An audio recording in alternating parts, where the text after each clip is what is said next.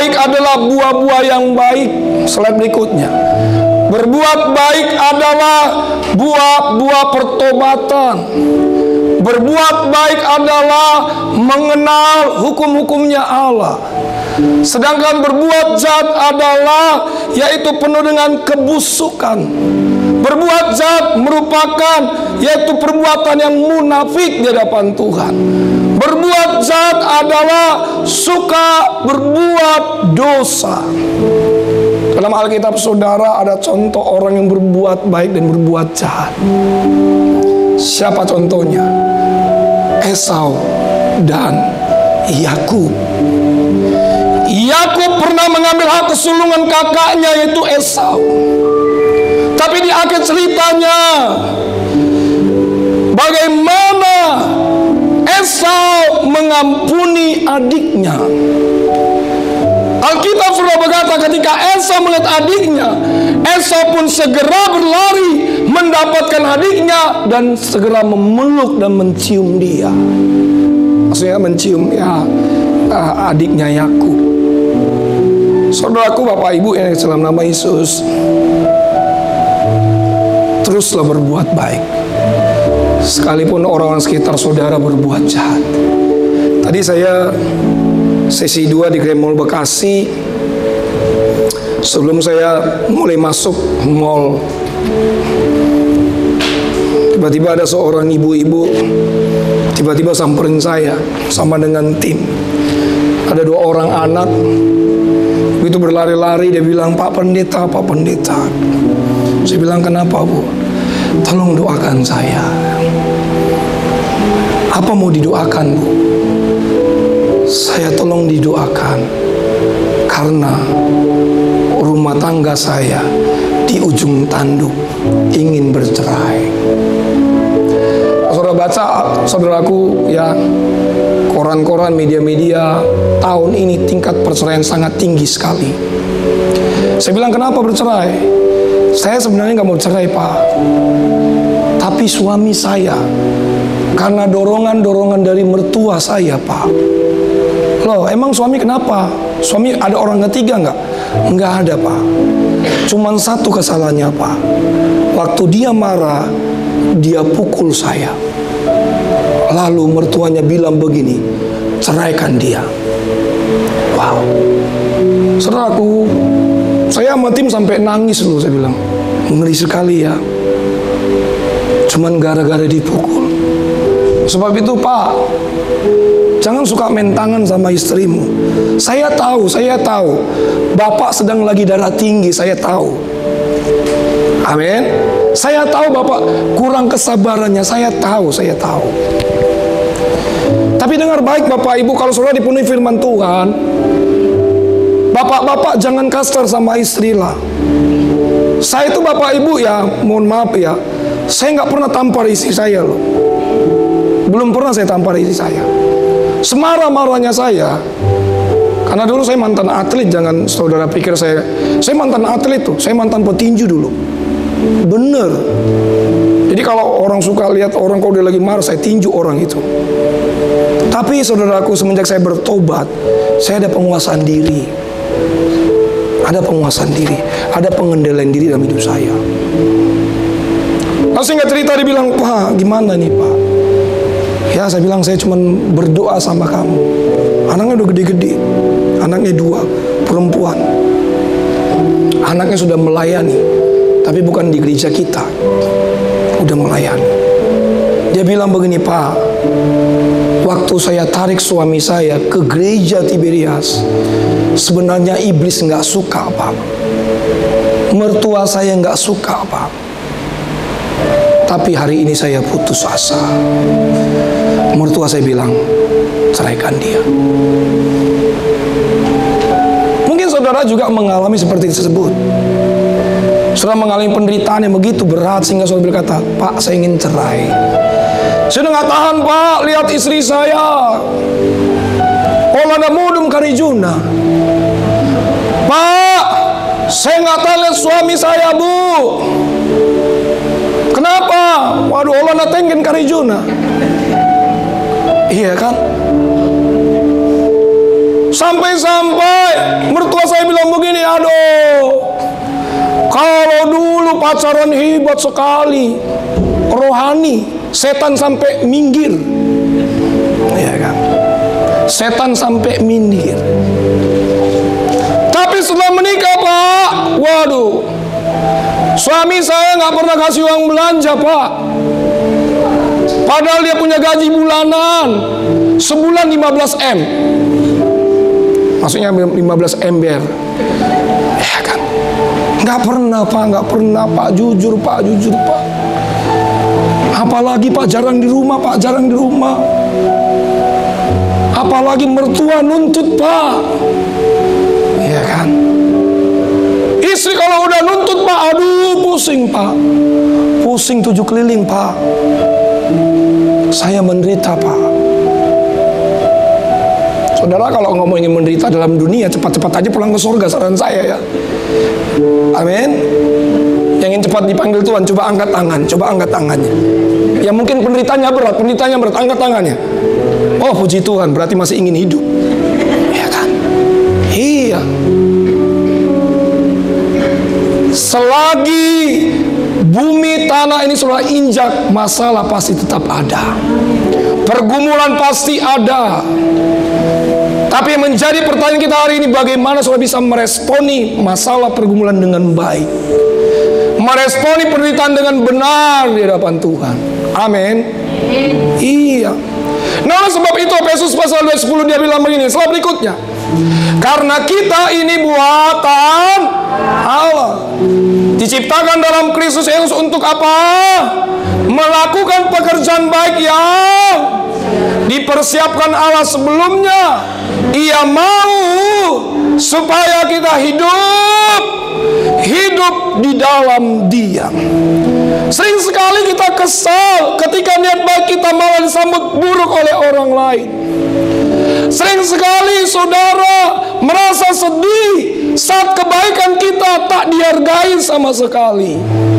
Saya sebagai hamba Allah berpesan pada saudara, jangan pernah berputus asa, teruslah berbuat baik, karena perbuatan baik saudara tidak akan pernah sia-sia. Beri tepuk tangan, beri pujian bagi Allah. Terus berbuat baik, Pak. Amin. Saya sih melihat wajah-wajah jemaat Jambu 2 ini orang-orang baik, orang-orang baik. Amin. Kelihatan wajahnya, iya, penuh dengan kemuliaan Tuhan. Amin. Iya. Kalau saudara udah mulai marah, ingat khotbah saya. Amin. Iya, ingat khotbah saya. Bersabar. Itu yang pertama. Yang kedua, 14. Yuk, sama-sama kita baca. 2, 3, iya. Tetapi sekalipun kamu harus menderita juga karena kamu akan, sebab itu janganlah kamu takuti apa yang mereka takuti, dan janganlah gentar. Menarik sekali ayat 14 hari bilang, tetapi sekalipun kamu harus, tunggu dulu, jangan buru-buru lah, kayaknya udah lapar ini. Tetapi sekalipun kamu harus menderita juga karena kebenaran, kamu akan berbahagia. Bilang sama saya, katakan berbahagia. Katakan kanan ini bilang begini, kau harus berbahagia. Amin. Jadi Rasul Petrus bilang, ketika saudara berbuat kebenaran, ini merupakan satu kebahagiaan, sekalipun kita menderita. Penderitaan seperti apa yang dikatakan oleh Rasul Petrus? Penderitaan karena memberitakan Injil. Kata kebenaran dalam bahasa Yunani dikatakan di kayu some. 92 kali disebutkan di dalam Alkitab. Slide berikutnya. Yang artinya apa? Perbuatan benar, keadilan, ketentuan Allah, status kita, hubungan kita yang benar di hadapan Tuhan. Penderitaan karena melakukan satu kebenaran, ini sangat berarti di hadapan Tuhan kita. Amin. Saudaraku, Bapak Ibu, kalau saudara hari ini berbuat benar, terus karena kebenaran itu saudara menderita, jangan pernah takut.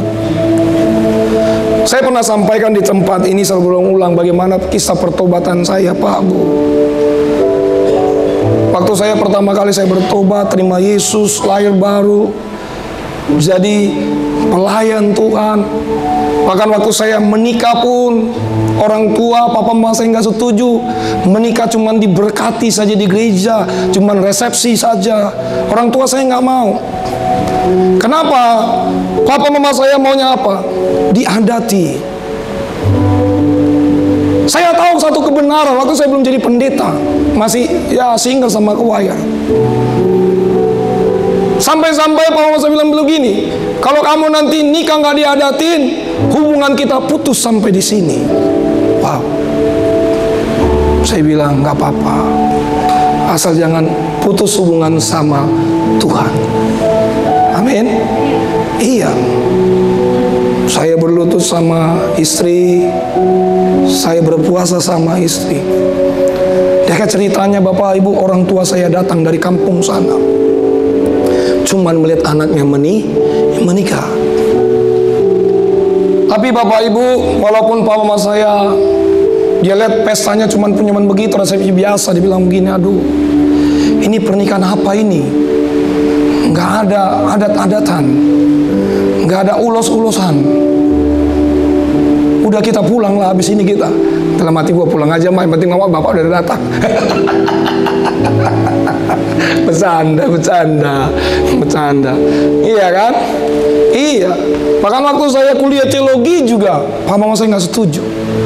Iya, kamu udah jadi pendeta katanya, udah sok rohani, gerejamu paling benar. Tapi saya terus maju jalan Tuhan. Sampai hari ini saudaraku, ya, Papa Mama saya udah tahu saya jadi pendeta. Mereka nggak bisa menyangkal lagi, karena dia tahu ini adalah satu keputusan bagi hidup saya, bagi anaknya. Saudara, kalau saudara tahu kebenaran, lakukan. Amin. Kalau saudara udah tahu kebenaran, lakukan, Pak Bu. Iya. Ambil contoh misalkan saudaraku ya, tiap bulan, saudara diberkati banget oleh Tuhan. Dulu sebelum diberkati, ibadah 5 sesi di sini, nangis-nangis sama Tuhan, berkati saya naik jabatan, pekerjaan baru Tuhan. Setelah diberkati, bahkan punya nazar sama Tuhan, bilang, Tuhan, kalau saya nanti kaya gitu ya, saya akan rajin memberikan perpuluhan sama Tuhan, sekian Tuhan. Saudara diberkati, iya kan? Pas awal bulan, gajinya luar biasa. Saudara mulai hitung-hitungan sama Tuhan tuh. Aduh, kasih ke gereja misalkan 20 juta, lumayan juga ya buat DP mobil. Iya kan? Aduh Tuhan, sayangnya 20 juta kasih sama Tuhan perpuluhan. Udah deh, diskon aja 10 juta. Dalam perjalanan iblis bilang begini, kebanyakan itu bro, 5 juta, ganti amplopnya lagi 5 juta perpuluhannya. Iya kan? Waduh, sebelum diberkati janji sama Tuhan, najar, Tuhan, kalau hambamu diberkati perpuluhan 20 juta, gak kemana Tuhan. Tapi gaji 200 juta Tuhan. Tuhan kasih kan? Tuhan kasih. Awal bulan 5 juta perpuluhannya. Berarti saudara nggak tahu kebenaran. Saya jujur Bapak Ibu ya, saya pernah sampaikan di tempat ini, saya ulang-ulang. Saya khotbah 4 sesi 2 juta. Ini benar ini, supaya saudara ngerti kebenaran nih. Itu istri saya. Nanti sisakan perpuluhan setiap minggu buat Tuhan. 300, 400.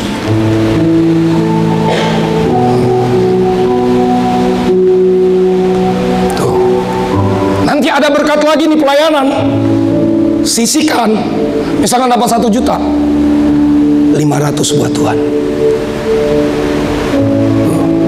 Saya percaya saudaraku, saudara memberi tidak akan pernah miskin bangkrut. Saudara kan tidak akan pernah berutang sama Tuhan. Jangan pernah hitung-hitungan lah sama Tuhan lah. Amin. Penonton, jangan pernah hitung-hitungan sama Tuhan. Saudara sehat saja hari ini semua karena Tuhan loh. Jangan mengambil haknya Tuhan.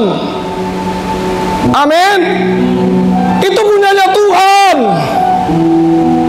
Kalau saudara punya gaji 1 juta, 1/10 buat Tuhan. 2 juta, 20% buat Tuhan. Kalau 1 juta berapa?